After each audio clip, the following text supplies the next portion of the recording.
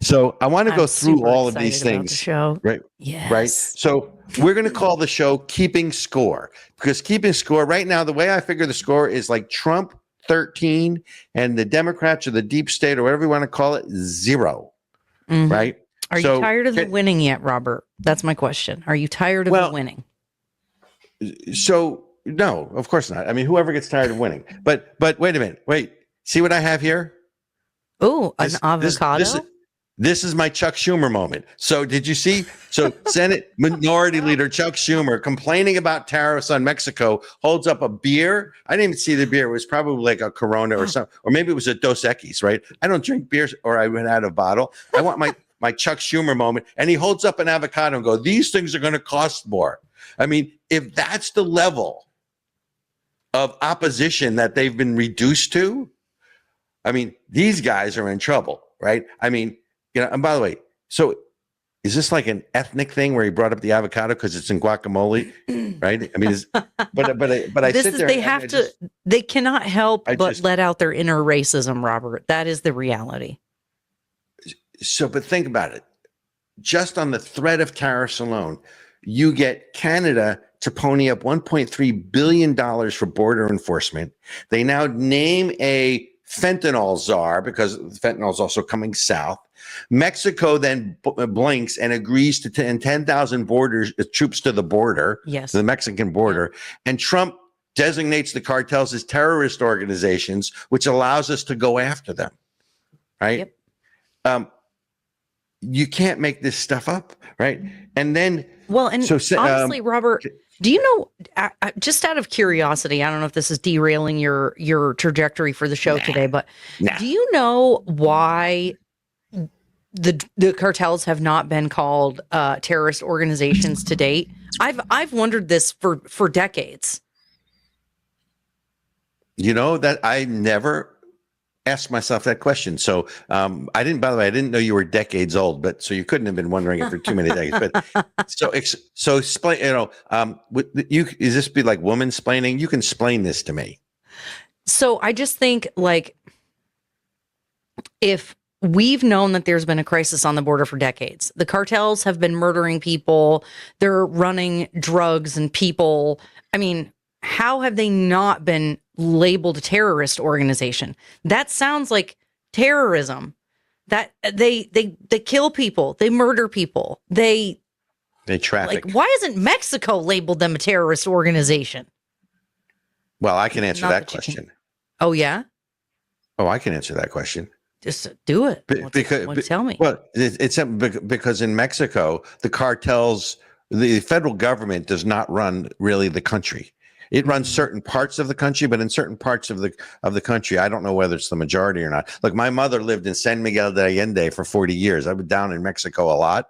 Okay. The cartels run large parts of the country. And the cartels are responsible for employment to large parts of their communities, right? The power that they wield, the laws that they enforce, meaning their own laws, their own codes, right? Yeah. And it's violent. The Mexican government doesn't have that kind of reach. But explain to me from the U.S. side, why haven't them? Because to me, it's obvious and it hasn't been done before. So tell me why. I wonder if it's just like political expediency, or like it's not politically, it's not sexy. You know, I mean, think about this. We're just saying that you want a secure border makes you a racist bigot. So I would imagine if you said that drug cartels and human traffickers are terrorists, I don't even know what's worse than that. Okay. Or people are, I mean, we must be profiting from it. I see where you're leading me. I see where I'm being led. Somebody's profiting from it. Follow the money. Follow the money. Thank you very much. Which, by the way, follow the money. Let's go back. To, so we've dealt with the tariff issues. Yeah. Right. Yeah. The other issues, I mean, and the list is Trump just withdrew the United States from the United Nations Human Rights Council. And as important, if not more important, he just stopped funding the United Nations Relief Workers Association, right, the UNRWA, which were aiding and abetting the terrorists, if not part of the, some of them part of the terrorist organization of Hamas, right? I mean, and yet it's amazing to me. Well, but Trump is Hitler. But Trump moved the embassy to Jerusalem. Trump is Hitler. What is it? Defunded UNRWA, right? It's just. There's a thing you say. What is it? They accuse you of what they're doing. So really, they're Hitler, and they're accusing projection. But so I want to go back to so then he sends Rick Grinnell to see Maduro in Venezuela. And by the way, I guess we got it wrong. Many weeks ago, we said that there were 2 U.S. hostages being held. It turns out there were 6. Not only does Rick Grinnell get the release of the 6 U.S. hostages, but he gets Maduro. I'm still trying to figure this one out. He gets Maduro to agree to take back what we would call Venezuelan illegal immigrants. They would call them migrants, right? Yes. Agreeing to take them back. Yeah. And then you have El Salvador saying, look, we'll set up this super prison. You can send all the illegals here. We'll keep them in prison. I just, Isn't El Salvador the one that went crazy locking people up? I think El Salvador is the country that increased their incarceration rate by some huge amount. They just said, you know what? We're tired of you criminals running around. If you have ties to the cartels, you're getting locked up. That's a new one. I mean, you might be right. That's not something that I had heard, but I mean, the thing that I am struck with, right? Where there's a will, there's a way. Yeah. Which is what we just talked about, because I won't say that none of this is hard, but you have to have the balls to do it, right? You have to, this is not about being liked. This is not about having, Europeans, well, we like America now because, to get along to go on. This is, again, a manifestation of putting America first. And I don't even mean that in a slogan sense. Yeah. I mean that in a nationalistic sense. It's not really rocket science. So Secretary of State Rubio goes down to Panama and gets them to agree to let the U.S. Navy ships go through free of charge. Take back the Panama Canal. Which is fine. And then also they withdraw or not renewing their involvement in the Belt and Road Initiative, which is China's way of reaching tentacles into those countries. Now, look, China still has, companies at both sides of the port. I mean, the Panama issue is not over. Right. But the fact that we could get that done with sort of the carrot and stick, right? Threat of the cudgel with, threat of the clubbing is amazing to me. So then you keep going, and don't forget Colombia, if you remember, wasn't going to accept the flights, and then Colombia, accepted the flights. Yeah. And under the heading of Trump is the Nazi, the federal government just established an a federal anti-Semitism task force to root out anti-Semitism in this country. Sounds like a Nazi to me. It sounds like a Nazi. I mean, wait a minute. Am I supposed to do one of these things? Right? Wait, I'm just waving at you. It's like, it's like you sit there. Wait. You got to do it at an angle. Maybe you got to do it to the side. I don't know. You could zoom back. It's he was doing a zig hop. Well, so I grew up in New Jersey, as everyone knows who listens to this show. Between the Italians and the Jews, and there isn't much difference when it really comes right down to it, we talk with our hands. Yeah. Here you have Elon Musk, who is, he's a colorful guy. Yeah. He's all over the place. He's a pot smoking, brilliant, crazy man, right? So your typical eccentric millionaire, right. Billionaire. Yeah. Right. So by my calculation, if you look at this like a football game or a basketball game, we're not even 10 minutes into the first quarter. Yeah. And it's like Trump 13, the other guys 0. Yeah. Yeah. I have to admit, there's a part of me that hates a lot of it because I hate executive orders. I don't think they should be a thing. Personally, I don't think they ever should have been. I understand why they are. I just don't think they should be, because we don't have a king. But at the same time, when the people who are, committed to destroying this country are happy to use the levers of power at their disposal, why wouldn't we, when they're willing to do it? If nothing else, to undo all of Joe Biden's terrible executive orders, hamstringing and energy and all of the rest of it, it makes me furious. Look, honestly, brilliant analysis, because here's the truth. I'm not even concerned that we're not supposed to have a king, right? We're going to get to that in a second. Interesting. And you didn't even know we were going to go there, but we are. Oh. But the problem with executive orders is one team comes in and undoes or undoes or whatever the other guy's executive orders. Yes. Right. And because we are a system that is established, that the cycle is every 4 years and you can change every 4 years. It's not like you have one guy there for 10 years or 20 years that you really leave that lasting impression. That is both a strength and a weakness. But the problem with the executive orders, number one, is you can undo the other guy's executive orders, most Correct. of them, especially now if you're going to root out, the bureaucracy, the deep state.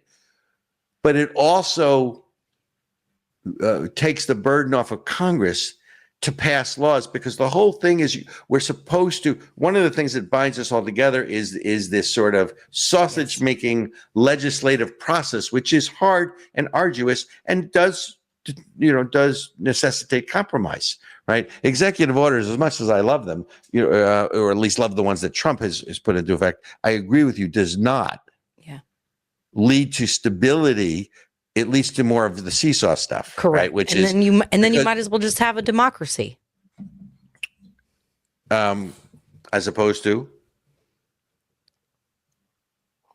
Well, that's what I'm saying. Like, if you can just change the law at whim because you're the president, then we might as well just have a democracy. Well, we're not a democracy. We don't have. Right. Correct. Right. At that point, then it's the will of the loudest number of people showing up. It's not even a majority. Well, we call that the tyranny of the majority, even if it's, by the way, that's how Bernie Sanders got in office, right? Correct. They were come on, it's your state. Oh, don't get Robert, if people who had any sense just actually showed up, nobody would be able to get away with this nonsense. A part of it, like, for real, in Vermont in particular, it was, maybe 8 to 10% of the population making the decision to destroy everything and suck everyone dry. It just, nobody shows up to the freaking polls. And so all the people with any sense are like, oh, I'm busy. Oh, my vote doesn't matter. Oh, some stupid excuse. But look at the bright side. If that hadn't happened and people did show up to the polls, you'd still be living in Vermont instead of Texas. Well, that's true.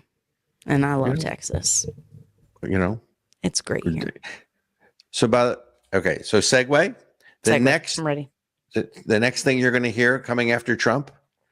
Ooh. Right? They've tried everything else. Yeah. You're now hearing the rumblings of the following. Oh. Trump is a dictator.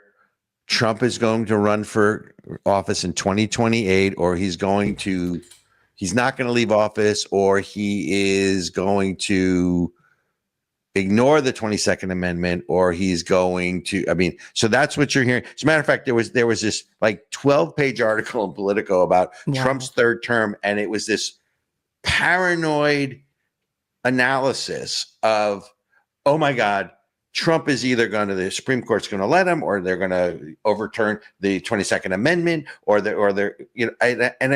and the thing that amazes me, beyond the stupidity of it, is if you're a Democrat, it's okay to advocate to overturn the Electoral College, right? Which has only been around since 1787? The math. Are you trying to look for logical consistency from Democrats, Robert? I am.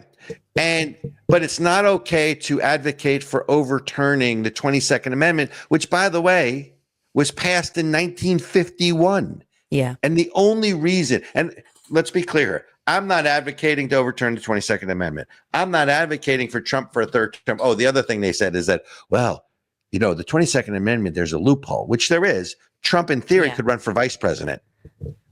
Oh, right? my God. And so for those of you listening, if you don't know, the 22nd Amendment is the one that says that no person shall be elected to the office of president more than twice, et cetera, and so forth. Right. And serve more than two terms. Right. Yeah. But here's the key. He could, in theory, oh my God, he's going to run for vice president. And then whoever is the president is, winking a nod. And look, Putin did this in Russia with what was it, Medvedev. Yeah. Right. So, I mean, it's not like, leaders who crave power haven't done this. But the point to me is, the hypocrisy of what? Wait, that's basically what Obama did. He's basically been running the show while freaking Biden's been in there. They don't really care. They don't care. They're so full of crap. They do not really care about the stuff that they say they care about because they are doing the same things. Oh, I understand. Oh, look, the only point I'm making is that Obama was not on the ticket 3 times in any capacity. He ran for president twice. He won twice. Their fear is that Trump is going to, finagle the system to have a third term. But so here's my thing though. Beyond the hypocrisy, as we talked about, where the Democrats are okay, eliminated the Electoral College, but they're not okay with even a discussion about the 22nd Amendment. I mean, 1951, 1787. I go with the older one. Yeah, but nope. That doesn't help their case, though, Robert. But understand how we got here. FDR ran for. I mean, let me back up. George Washington established the precedent of serving 2 terms because we did not want a dictator. Right. We did not want another monarch. Right, and everyone adhered to that until FDR. Ostensibly because it was World War II, ostensibly because of the Depression. We can have that discussion some other time. Runs for not 3, but 4 terms, wins the 4th term, and obviously, as anyone knows their history, dies in office. Congress, supposedly because they were concerned about anyone running for president, then puts forward legislation that it became the 22nd Amendment that limited the president by law, as opposed to precedents, limited the ability to run for the presidency for only 2 terms. Yet they never sought to limit their own abilities. To limit their abilities at the same time they're limiting the executive branch because it got too powerful. They refuse to limit their own abilities, and therefore, if you're not going to pass term limits on Congress, why? And this is an academic argument. Why should there be term limits on the president for an amendment that was passed in 1951? Right, 49 plus 24, 73 years ago. I mean, what am I missing? I'm with it. See, I'm with term limits. You know me. I'm a term limits girl. I do know you. So for me, everybody should have term limits. But of course, Congress wouldn't impose limits on themselves. Who's going to do that? That's why we have to have a convention of states. Go to conventionofstates.com. That is an opinion of Ericka Redic, not of the people. That being said, we don't have a king. And where they do have a king is places that go along with socialism as their economic model. And so we don't want that here in America. Let's hear from our sponsor.